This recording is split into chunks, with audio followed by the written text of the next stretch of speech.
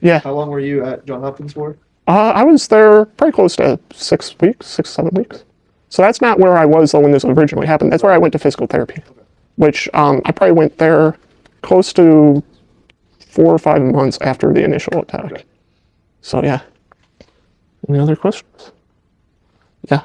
So like once once it happens the first time, and let's say you make a full recovery, is there a chance that it happens again, or? Yeah. So there's variations. So did I mention NMO?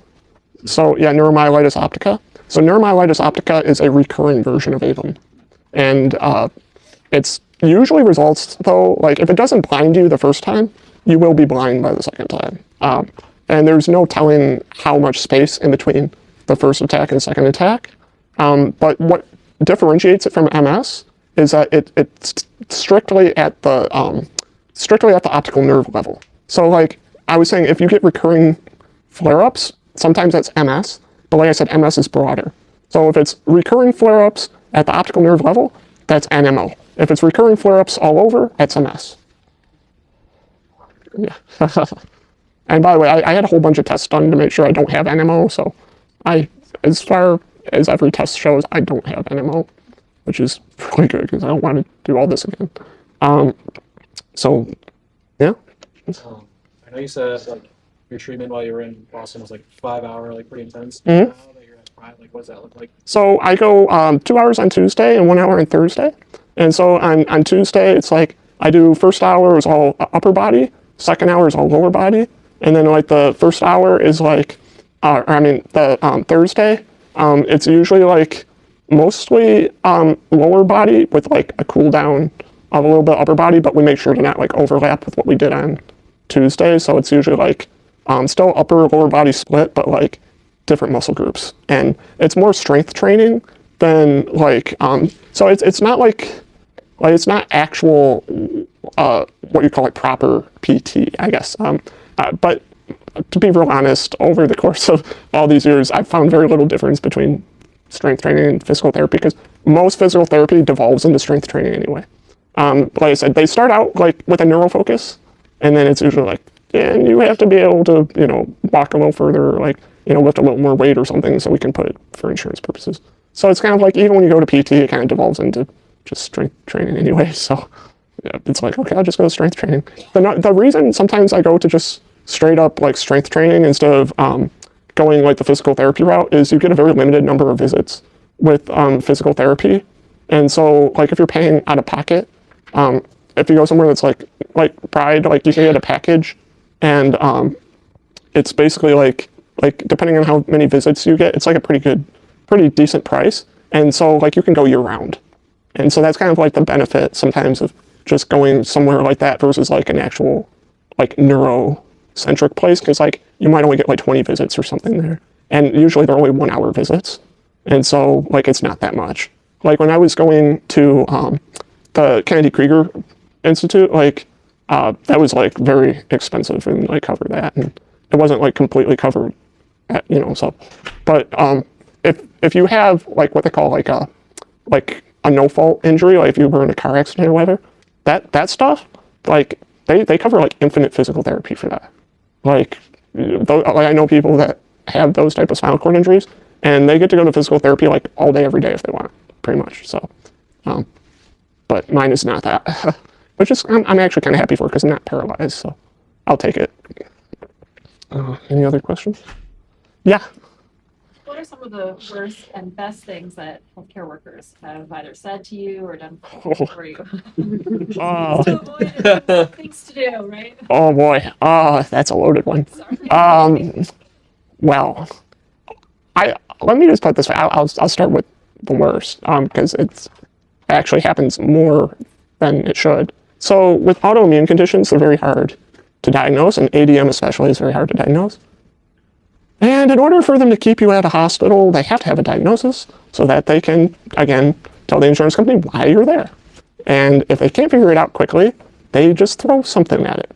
And it's usually something in the order of what they call conversion disorder, which is to say that it's all in your head, that it's psychosomatic, and that you're essentially doing it for attention instead of it being an actual condition, which usually ends you up in the psych ward where you die.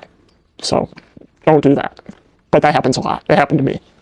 So that's why I didn't get treatment for almost 9 weeks after this happened. So, yeah.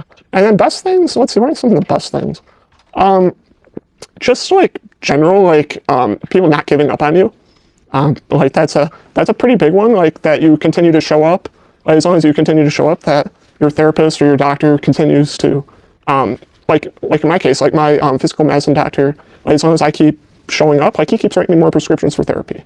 Like there's a lot of people that, you know, like in my condition where it's like they just kind of give up after like a year or two and they don't keep going, or even if they want to keep going, a lot of people discourage them. They're like, you know, it's, you know, you've been doing this for a while. It's like, why don't you just move on? And in my case, like I continue to make progress, even though it's like very slow. And so like, you know, I have a medical, you know, my current doctor, you know, he's very supportive, and, you know, like anything I need, pretty much he writes me a prescription for it. Like if I need more physical therapy or whatever, he, you know, he's all for it. And so having someone like that, that's just like, you know, always, you know, always rooting for you and just kind of always enabling you to do your best, like that's pretty helpful. And I'd actually say it's vital. So yeah, that's a good question. Thanks. Anything else? Oh yeah. So like you said, like when it first happened, you noticed paralysis that started on one side, Mhm. it was all 4 limbs. Mhm. But I guess what was, or how did your symptoms change over the first few months or improve? Oh yeah. Okay. So that's a really good question. So like when ADM first happens, like I said, mine is kind of different in that it happened really rapidly, like what they call like hyperacute. So like with many ADM cases, it can take anywhere upwards of like a full day to multiple days for it to like really fully present. Mine fully presented in like minutes, which is like hyperacute. And so it had a really rapid onset, but I would actually say, despite not receiving the treatments in time, like I had a fairly rapid recovery of many things too. So one of the first things to return to normal was my eyesight. So like, well, I shouldn't say normal, because like you can still see I have nystagmus when I look to the right. But like when this first happened, the nystagmus was like so intense, like I was essentially blind for like 3 months, or maybe even closer to 4 months. Like I just really, like if I opened my eyes, it was instant projectile vomit. Like it just like I had to keep my eyes closed because everything was just moving like so rapid. But I would say within like 6 months, like my eyes were back to pretty much tolerable. I would say within a year, like it was probably close to normal. Like as normal as it can be after they're like pinballs. So that was pretty like fairly rapid improvement. And then also my sensation. So like I had hypersensation for the first few months, and I would say it took probably close to 2 years for my sensation to return to normal, which sounds like a long time, but a lot of people who have ADM, like if I said, if they don't get the treatments, like a lot of times their sensation never returns to normal. So and mine returned to like pretty much normal in like 2 years. It is common for ADM for the lesions to like heal within 18 months. So like within an 18-month period, like usually if they look back in MRI, like the lesions will either be completely gone or there'll be like some scar tissue there, but like there's no new lesions, and like it's very common for them to heal within 18 months. And I'm pretty sure my lesions were gone even before that, because I had to like follow up MRIs. And so like they were gone before that. That's part of the reason why I started recovering things like my eyesight and my sensation and things like that. So yeah, nothing returns super rapidly. I would also say the nausea, in part with the eyes, the nausea also went away after probably about 3.5 months. So yeah, a lot of the symptoms remained very severe for 3 to 4 months, and then like semi-severe for like 6 to 8 months. And then like within like 18 months, like a lot of those baseline things started returning to somewhat normal. So yeah. You got another question? Okay, just a follow up. Yeah. So, like, so with stroke, you'll start with like being flaccid, then you'll go into being spastic. Like in the recovery phase, did you experience a similar thing with spasticity over time? So, trying to think back about the spasticity. So, it's funny you mentioned the stroke thing, because for the first week after this happened, they thought I had a stroke. My carotid artery, that was actually what their initial thought process was, but they did like every test imaginable, and they ran a scope up through my heart and my arteries and everything. So it wasn't that. So, but they actually did think it was a stroke early on. That was because of how it presented more one side than the other. So the asymmetry led them to believe that it could have been a stroke. But around day 7, I had a second like flare up, and it was more left side dominant than right side dominant. So it started on the right side, and it did affect the left and the right, like day one. But when I had that second major attack, it like affected more the left side. And so like I said, ADM, like there's a period, like they call it acute because like it comes on rapidly, but there's like a period of flare-ups. But like mine had like a very rapid flare-up. But as far as the stiff or flaccid thing, I'm not entirely sure if I can remember how, like, when this first happened, so like my right arm went completely paralyzed. I could not move it at all. So I would call that flaccid. But like in the days following that, like after I woke up out of the coma, I can't remember if I was hyperspastic or not. Or if it was, from my memory, it seemed like I was more like paralyzed than spastic, or like I didn't really have, like, not stiff at least. They did notice, which they said was off the charts, like when they tested my sensation, like they literally like touched my toe and my whole like lower body like literally just like catapulted away from touch pretty much. So like super hypersensitive to like especially in the extremities. Even to this day, like my fingertips and my toes are like maybe mildly more sensitive than like a normal person's, but like ever so slightly. But I definitely had like hyper reflex to like touch afterwards. I did have clonus, like in my feet, like my feet would like do this a lot. So yeah. Anything else? Or? Yeah. Nowadays, do you experience a lot of like pain at all? Not really. Which I count myself really blessed because that's actually one of the things that happens a lot with people who have ADEM and like TM. A lot of times they have like a lot of nerve pain, like a lot of neuropathy and nerve pain, and I don't have that. Most of the pain I experience is like from muscles that won't turn off, so it's like muscle tightness kind of pain. Like my neck doesn't turn off, and so like my neck will get somewhat sore from like the extensor tone, but it's not joint pain or it's not like neuropathy. It's just more like hey man, like these muscles just like don't know when to quit, and so yeah, that's more like it's almost like kind of similar to like if you've ever done an ISO and you start to get almost like a Charlie horse. Like sometimes I get that where it's like a muscle like won't turn off and it's just like, you know, tight. So that hurts. But like general pain, like no pain. Like just generally, no. So yeah. So what tasks now do you have like the most like difficulty with related to like personal care, hygiene, even like bathroom stuff or you know? Yeah, so as far as doing things for myself, like I can start pretty much everything myself, but like finishing a lot of things is difficult. So like dressing, for instance, like I can start shirts, I can start pants. Like for pants and stuff, it's easier. Like I can get them off because I have the extension, you know, the extensor tone that can push them off. But the thing is, you know, I was saying earlier how when I flex my bicep, you know, those triceps don't want to turn off. So like when I get close to like my hips, like pulling my pants up, I'm fighting so much of myself, like in the end range, to get them that last little bit up. So like if they're down at my feet, I'm like pulling up, and then like that last little bit, it's literally like 2 inches. And so I'm trying to pull it, and it's like it's just fighting me.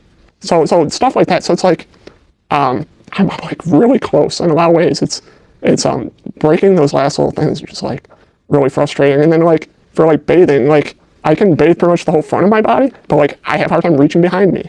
So it's like, you know, like I've got range to about here, and then it starts fighting and wants to do this, right? So it's like I can go back, and then it's like it's fighting, and so it's like I can't get behind my head. So like I can use like a loofah on a stick or something though. Like I use a lot of adaptive tools to like get around a lot of these things, and like that's helpful. Like if you have a backpack full of tools, but it's like not super practical. It works for certain things, but so yeah, just a lot of it's hard to explain my lack of independence because it's like in so many regards like I should in a lot of ways be able to do so much more than like you would expect, but it's like just those like last little like end range things that like keep me from completing things, and yeah, it's like really frustrating because it's like so close yet so far, and yeah, and then like going to the bathroom and stuff, like I don't use a catheter or anything like that, because I got pretty much like full bladder bowel control, but like if I like transfer onto a toilet or something, if they have bars, like I can pretty much stand up and like pivot. I can like stand pivot, but like what's difficult is like there again coordinating muscle movement. So I can stand, I can get onto the toilet, but being able to stand and manage my pants is difficult because now that involves coordinating legs and arms, which is like It's like, well, I can do one or the other pretty much. And so like, if I had to boil down all my independence woes, it really just kind of like comes from muscle coordination. Like it's really a lack of coordination and a lack of range. Does that answer your question? Yeah. Okay. I don't know if you want to keep doing questions or if you have something else planned. No, I think this is great. Okay. Great question. Yeah, I can answer lots of questions. I'm used to it. I answer a lot of questions, so. Yeah, another? So like, what are some of the most useful assisted or adaptive equipment things that you have found that help you? Okay. So like obviously I have like a reacher at home, which does help me like reach some things that are like high up. So if I had to rank, I have like 2 categories for usefulness. So I have like the category for like how useful is it like when I'm using it, and how useful is it for me to like take it places and use it. And so like in the house, like a reacher, it's like fairly useful. Like outside the house, it's a cumbersome thing to like carry with you. You also need different lengths to reach different things. Some of them are telescopic, so some of them you can like extend a little further, a little less. And that's nice, but still sometimes you need one even longer. Sometimes if it's too long, you need something that's kind of like close to you. And it's too long to do that, so it's like too cumbersome, so then you need like a short one. So it's like, how useful is it? It's like, well, it does things well, but like not all the time. So what would I say is probably like the most useful thing? I would say that Sable glove, when I can get it on, it probably enables me to do the most with my left hand of anything I have. It's probably because like I said, it keeps all your fingers open, but like I have the ability to like individually close fingers on my left side, but it's hard for me to open them independently. So like when it holds my hand open, like I can even pinch things with it. So it even gives me a degree of fine motor control. So I would probably say the Sable glove when I can get it on. Like I said, it gets docked a few points because it requires someone else to put it on. So when someone else gets it on for me, it enables me to do a lot of things. But doing that is very cumbersome and difficult. And so it's like, it's simultaneously the highest and lowest scoring item on the list, if that makes any sense. Yeah. And then I'm a big advocate for what I call universal design. So just a little, side thing here. Like I'm a very big advocate for what they call universal design, which is basically designing things to be universally usable from the start. So like a lot of things like accessible technologies or adaptive technologies, they're kind of afterthoughts. So like we've created a world where it's like not very accessible, and then we've had to basically find solutions to things kind of. So if you just design things to be, accessible from the start, and not accessible doesn't just mean for like used by disabled people. Like when I say universally designed, I mean like whether you're physically disabled or not, it works for you. Some examples of universal design, there's already a lot of things. Like for instance, like a ramp. Like a ramp is universal design. Like whether you have 1 leg, 2 legs, no legs, a ramp works for you. Another example is like an electric toothbrush. Like they originally developed electric toothbrushes for people who weren't strong enough to like brush hard. But like whether you're physically disabled or you're like an able-bodied person, like you can use an electric toothbrush, right? Like, it works for you. Automatic doors are an example of universal design. Like whether you're whether you're a quadriplegic or you're just a normal person trying to balance a lot of things in your hands, automatic doors work for you, right? So like I'm a big advocate for designing things to account for disability from the start, so that we don't have to have a bag full of tricks to like get around things, because the thing is, physical disability and disability in general, it's something that can happen to anyone at any time for any reason. A lot of people like to think, oh, it won't happen to me. It can. It will, at some point. And it's like, since we know it's an inevitability, why aren't we planning for it? Like, why aren't we designing it into things? And a lot of that comes down to 2 factors. The psychological factor, that a lot of people just don't want to admit that they might need that, or they want to feel like they're 18 and invincible forever, like 18 and healthy, and that there'll never be a point where they're elderly and might need easier access or something, because they don't think like that, they don't want to consider that. So there's a psychological aspect of why things aren't universally designed. But then there's also the financial consideration that people would say, well, that's expensive. I don't want to spend the money on that. And then they get in a car accident and they can't get in their house and they're like, boy, I wish I had a ramp. It's like, yeah, now it's expensive and you can't get in your house. It's like if you spent the money when you didn't need it, it's like investing. If you allocate the funds to it before you need it, then when you need it, it's like you already have it. And so, I'm a big advocate for that, trying to get people to think in terms of not just accessibility, but universal design. Because accessibility is great, but it's kind of like a tacked on afterthought. Accessibility is like, okay, well, we're gonna modify this now so that it's no longer ableist. So it's like, yeah, it's just a totally different mindset. And it's a passion of mine because I always say that disability, like, the hardest part about disability is living in a world that doesn't account for you, despite the fact that disability is a known variable. So it's like, it's a known variable and somehow is so unaccounted for. It's like, what are we doing? And so, yeah. I always say you can tell what people value by what they spend the most time and money on. And it's not this. So, yeah.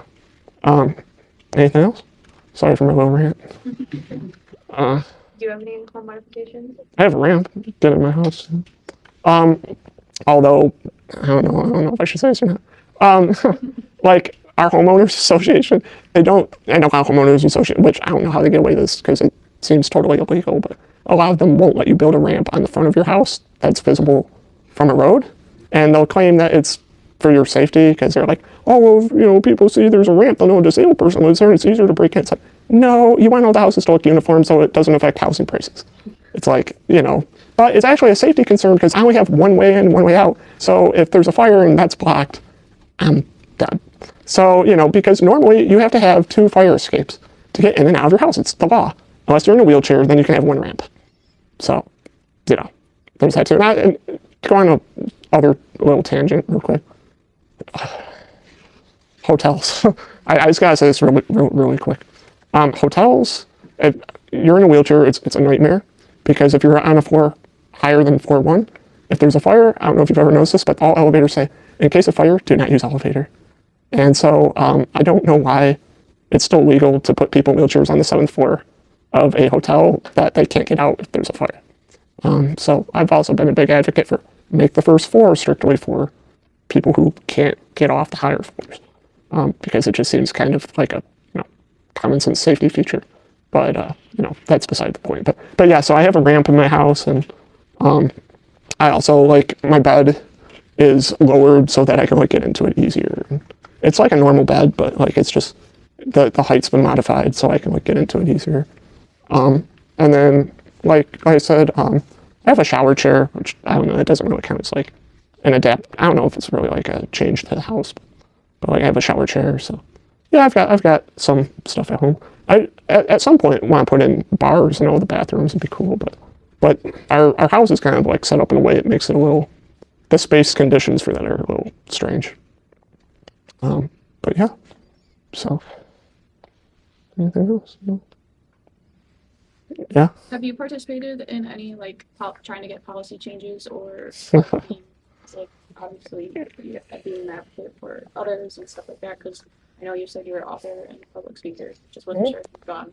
So as far as the law is concerned, no. But I do speak at a lot of elementary schools, and a lot of the reason why I speak at elementary schools is to try and educate the young kids about these things so that when they grow up, it's just part of their mindset, and the book that I wrote, it's a children's book, and it teaches kids about disabilities, and it features an ambulatory wheelchair user, and it's meant to show kids all the fun things that wheelchair users can do, and also show them that not all wheelchair users are fully paralyzed, that some of them actually do things outside of their chairs as well, and introduce them to things like adaptive sports, and show them adaptive bikes, and all those kind of things, just trying to get the young people to think that way. But I haven't had a chance to speak to a congressperson or something yet. Have you thought about it? Oh yeah, I'd love to. I'm not entirely sure what the process for something like that is. If I'd have to just call at a state level a little congressman, or go all the way to Washington. I don't know. But at some point, yeah, I definitely would like to be an advocate for that. I just started doing the public speaking and all that stuff in it just has been 1 year. So I've just kind of started doing all this stuff. So I'm kind of new to it. But at some point, yes, I would definitely like to do that because I think it's one thing to help people recover, from disability, but it's another thing entirely to account for it as part of society. And I think the combination of those two things would greatly increase people's independence and quality of life if you could combine them both. And so yeah, at some point I'd like to go to Washington and advocate for those things. I'm a follow-up. Have like for support, like we're doing like a disease project or Mhm. I'm just calling it my final neuro project, but Yeah, capstone or something. it's asking what kind of services or like support to be like, have you been able to find that easily, especially or like finding communities that are online maybe? Yes and no. Like, you have to be very proactive in it. Like, I found that over the course of the years that, like, a lot of physical therapists don't know anything about that stuff. Like, they don't know anything about groups. They don't know anything about, like, driving, or, like, it's just kind of, like, it's kind of puzzling, like, how little like, a lot of people in the PT space seem to know about those kind of things. And so, like, I've found, like, Facebook groups or, like, forums and things like that of not really ADEM, but usually people with spinal cord injuries. Like, I talk to a lot of people with spinal cord injuries, and so, like, I do have, like, social media groups that I'm part of that I talk to. And then, like, I used to receive SSI, which is like Medicaid and stuff, and that's really there's a lot of frustrating things about that, because you to qualify for Medicaid, you have to not only, like, you don't just have to be disabled, you just have to be low income pretty much, but like the things that Medicaid enables you to do, like one of the things it enables you to do is like get an aide, like a nurse or something, to help you, and you have to have less than $2,000 in funds at all times to keep that. So, like, if you need someone to help you, say, maintain a job, like, if you need help going to the bathroom or like getting to work or something, well, you need Medicaid, so you can hire a nurse to help you do that. But once you start making money, then you lose Medicaid, so then you can't keep your job. So, and then I switched to what they call Social Security disability, which you can switch to after you've been on Medicaid for a certain amount of time, and that doesn't cover those kind of services at all, which has disability in the name, but it doesn't actually cover like that. So, yeah. So yeah. But yeah, there's a lot of changes if I could, I would make. Good question. Yeah. I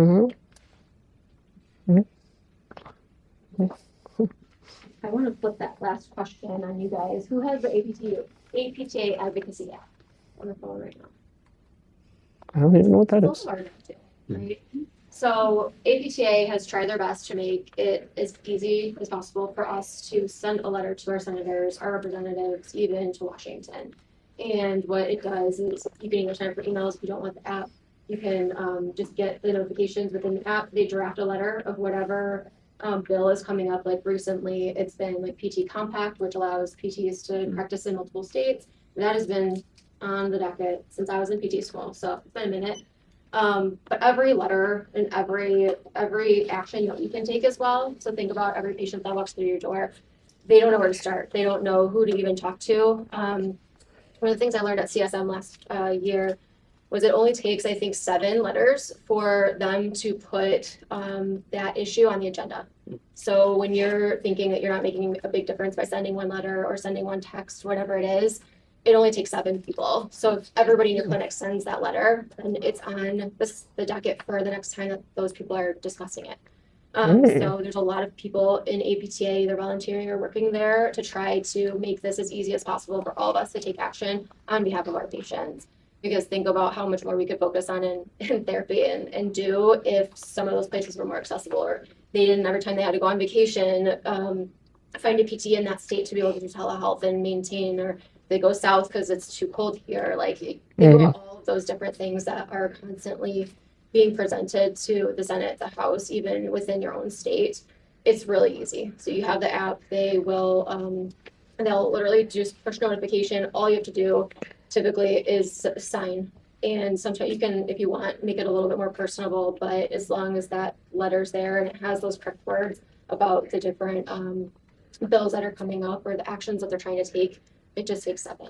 So I challenge each of you guys to make sure that you're active in that. If that's the only thing that you do, the only way you can give back the first couple of years, it'd be an amazing way to be able to give back to the profession in that sense. Yeah, and to add on to that, increasing independence and accessibility, it's one of the reasons why a lot of people that go to physical therapy have a difficult time progressing is they have a difficult time implementing outside of therapy what they're doing in the clinic, and creating a more accessible world actually allows people to implement a lot of the things they're learning in physical therapy more readily, and so you'll speed recovery as well. That's a great point. So I have a couple questions, follow-up questions for you, and the students as well. So I just wrote down a couple things. So they asked about what's the most effective equipment that you have. What if you could list like the majority of the equipment you have? Like, what do you have available to you that you've gotten maybe over the years? All right. Oh, this is gonna be fun. So, yeah, you're gonna want a list. So I'll start with the one I use every day, called a standing frame, and I use that to get like a prolonged stretch. I don't know if I think I have a picture of one on my phone, but like basically what it is it's I sit in it, you like crank it up. It's got a desk, and I like put my computer on it or whatever, and it keeps my legs straight. And it's got wheels, so you can like push it around. The only thing I lament about it is that like there isn't a way for me to move it. Otherwise, I would like that. They do make ones that are kind of like a manual chair, where they like when you get up to the top, they have like wheels that you can like push, or like cranks. You can kind of like arm bike cranks that you can actually like pedal the thing around. And so like that's pretty cool. They also make standing wheelchairs, which are kind of new and super expensive, but they're really cool. It's kind of like having a standing frame everywhere you go. Except you can drive it sitting or standing, kind of like a Segway. So the standing frame is something I use every day. I have I don't know what the exact name for it is, but it's like a cable machine type thing, and it's got like many different functions built into it for upper and lower body, and I use that cable machine quite often. Yeah, it's like a weight machine. It's a weight machine. And so I use it for upper and lower body. I use that quite often. I have e-stim unit, which I brought here. And this is a wireless e-stim unit, which is really important. They're hard to find. I actually bought this from a prior physical therapist. Wireless ones are hard to find. A lot of times they have wires. And for doing functional things, it being wireless is very helpful because, especially when you use it on legs, like in my case, I have a lot of adductor tightness, so my legs will want to cross. And when you got wires, legs crossing, wires crossing in your legs, nerves, it's too much crossing. And so you just, don't cross the beams. And you'll like, it messes everything up. So having a wireless e-stim unit, game changer for functional e-stim, like being able to use it when like doing like sit-to-stands, squats, using it for walking. There's different modes on this, so like you can do modes for like breaking up tone patterns. So it's like pulsed, so it's like pulsating, more like a TENS unit to like break up tone patterns or to reduce like muscle pain. But then there's like a strength mode where like it like has like a different level of contraction, and so like to help build strength. So like having an e-stim unit like this, very helpful. I have a bunch of free weights at home, so like dumbbells. I have kettlebells. I have like this homemade thing where it's like a PVC pipe filled with gravel that I use for like bench pressing. Like I put a bunch of strappy weights on it, or like other types of weights around it, and I just bench it, or I'll do it for straight arm raises. So like I'll like lift it up, or I'll do like rotation with it, like this, like trunk control kind of exercises. I have a Dyna disc for balance. I have several different Bosu balls. I have a peanut ball. I have a big red ball. I have, let's see, I used to have parallel bars, but we got rid of them because they're taking up way too much space. That was literally taking up our whole great room. We had parallel bars in there. But it wasn't super helpful because I can walk with the walker. So the need to be able to walk in parallel bars is kind of niche. It was, the only thing I will say was kind of useful for is doing side steps. So to hold on to one bar and practice abduction. That helps. But I have ways of targeting that. So when I'm at home, I don't really use a chair very much. I crawl everywhere. So I primarily get around crawling and kneeling. And to target my abductors, I'll like just hold onto the ledge of like a bed or a chair or something, and I'll just do like side kneeling, like back and forth, back and forth. So I didn't really need the parallel bars. But so I used to have parallel bars. I used to have a mat table. Now I just like put a mat on the floor or just like do it on my bed or whatever. I have leg braces I use every day. I walk with those, although I do some walking without the leg braces, but I have a very, very, very difficult time getting extension without them, so it tires muscles out very quickly. But I have full movement in my ankles, so like those, the thing about those is they help me walk long distances, but because they don't allow me to use my ankles, they severely hinder my balance. And so I do not feel safe in those because like you're basically like walking on stilts. And so so one of my goals, like I'm doing it right now at Pride, is I'm walking with a, they call it a gait trainer. And so it essentially encloses you, and I walk without leg braces, so I don't have to worry about falling because I'm pretty much enclosed in, a harness and everything. And so I use a gait trainer to walk without braces there. And like I also said, I used to go on the hydro track, which allows me to walk without leg braces as well. And so, yeah. And with the ankles, the thing is the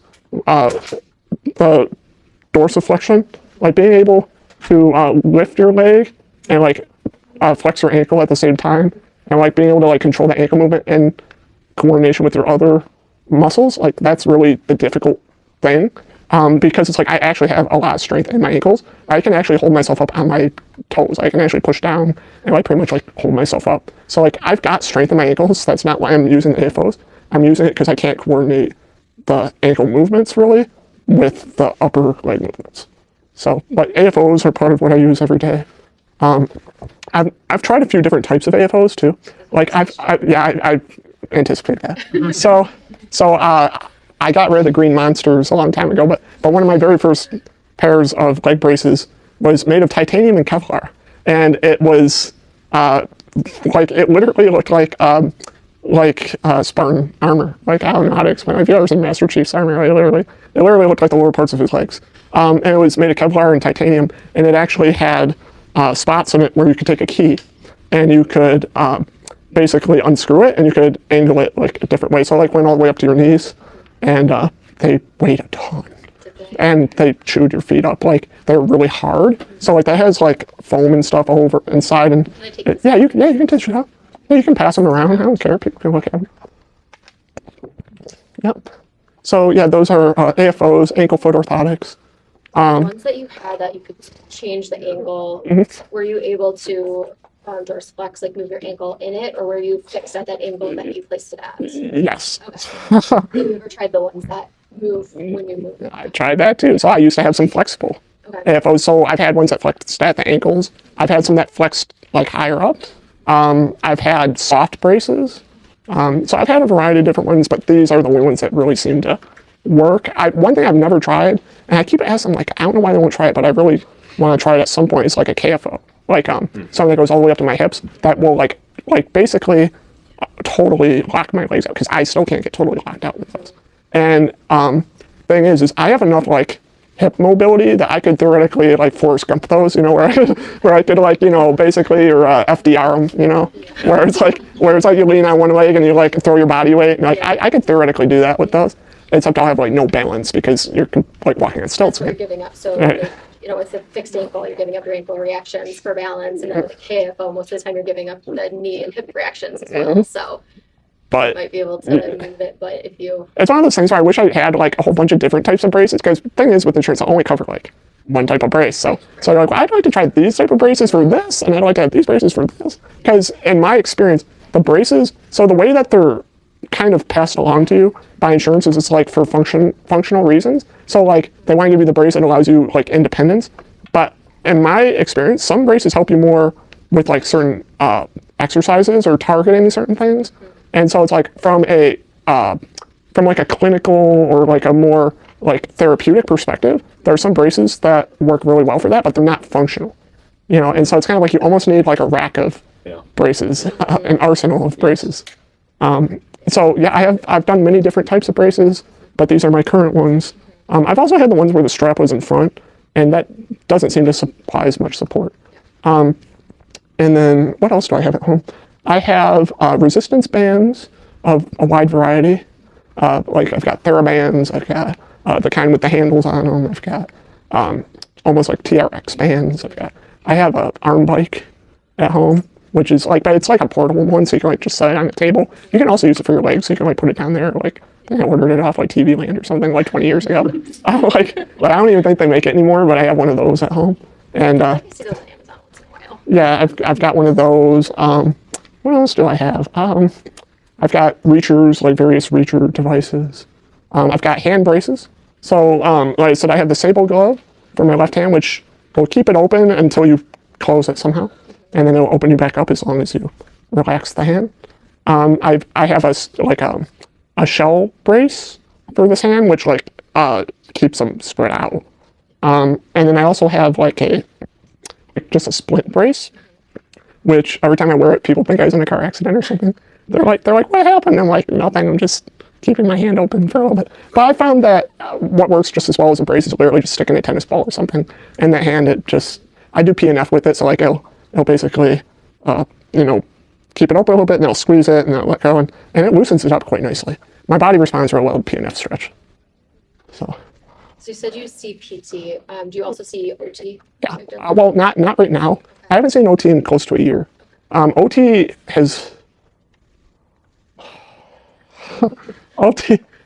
has been a complete disaster over the years. Like, I've had way more success with PT than OT.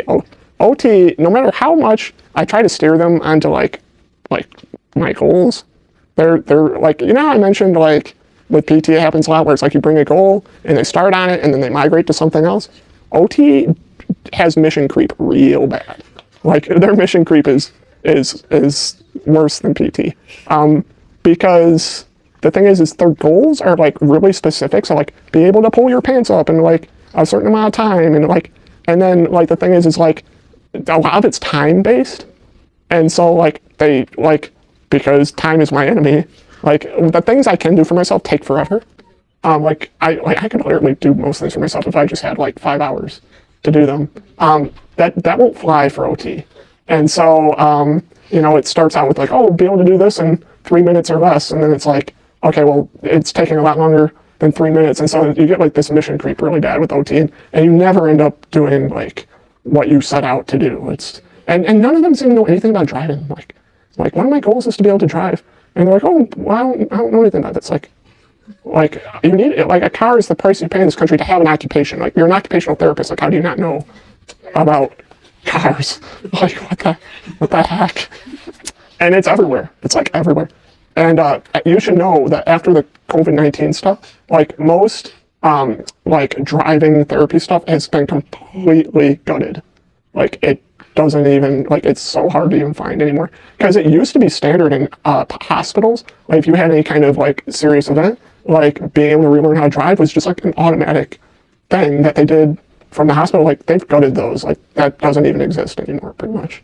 And so yeah, it's getting increasingly hard to be able to drive as a disabled person, because those type of programs, they're not funded anymore. They're not profitable, and so they don't really exist. And so a lot of times, you have to, if you want to learn how to drive, you have to go somewhere that doesn't really do that, and basically hope that they'll work with you. And a lot of times, when it comes to driving, from an OT perspective, they'll usually only approve one very specific adaptation for a vehicle, and then you have to find, not only do you have to find a place that's willing to work with you, you have to find a place that's willing to work with that specific adaptation, and they have to have it too. So they have to know how to do it too. So it's, you can't just show up and be I want to teach me how to drive. It has to be a matching key to the lock, basically. And in the state of Michigan, I don't think it passed, but they were definitely trying to outlaw the automatic lockdowns for the driver for wheelchairs, because they don't pass crash safety.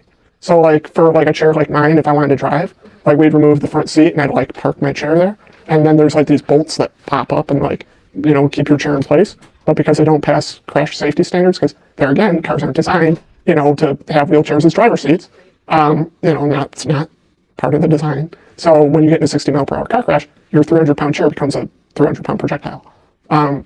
So it's so they're fighting really hard to get rid of your ability to basically do that, because they want to protect you by basically making it so you can't drive. So yeah. Yeah, steep trade-off. Yeah. I'm sure I'll think of even more therapy equipment, but that's about where it's at. It's good because, us, if we were coming in, we should a new therapist, right? We've been through the system, if you will, multiple times. I've just. I've got New Game Plus. Running through and, if you've tried it, I don't want to Yeah. be like OT and, just. Mission thinking creep. I'm, Yeah. I'm driving the session, right? Yeah. So figuring out like what's worked for you in the past and how we might be able to adapt it, to be a little bit more effective. Mhm. Well, one thing that'd be super effective, but there again, it's very difficult to find, is like therapists actually work in your home environment. A lot of times that's strictly like an inpatient, like not inpatient, but like basically immediate after an injury. Like they supply that, but find it, like if you just went to like your standard PT clinic or something, you're like, well, you come over to my house and see like how I do this or that. No. And so and then they're like, well, tell me what troubles we're having at your house. It's like, like we could literally do therapy there and you can see it, but it's like, but then they try to recreate it, and it's like, it's no. It's something we've gotten since COVID that might have looked at telehealth. Yeah, telehealth. I've done a little bit of telehealth before. It definitely helps with them like seeing your environment. So like, I've definitely done that where it's like they'll see it, but as far as it still misses the hands-on part of it. But it at least lets them know what your environment looks like, which is better than nothing, I guess. Absolutely. So yeah. Any other questions before?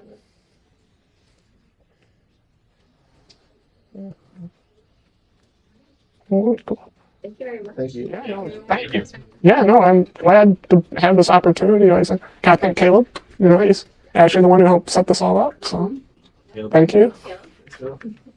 Yeah, round of applause. Applause to you. Thanks for coming in. Yeah, no, thanks for having me. I appreciate it. Yeah, the more people I can like educate about this, the better. Because, like I said, it's not very well known, and I call it the rare disease tax. Basically, the more rare your condition is, kind of like the more difficult it is to address it because people don't know what to do about it. And so it's like, not only do you have the injury, but then you have like the added injury of people not knowing what the heck it is or what the heck to do with it. And so, it's kind of like it compounds. So basically, if I can educate people about it a little more and get them to understand it, a little sooner, hopefully, next time someone else presents with it, they'll have a leg up, So, yeah. So, yeah, thanks for having me. Thanks for doing it. All right. All right, guys, we'll take